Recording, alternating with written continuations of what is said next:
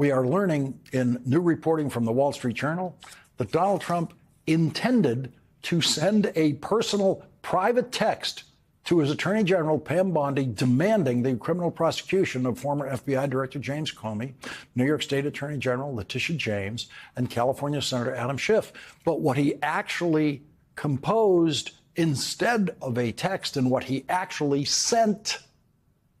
was a social media post that became available to the entire world. The Wall Street Journal reports Trump believed he had sent Bondi the message directly, addressing it to Pam, and was surprised to learn it was public.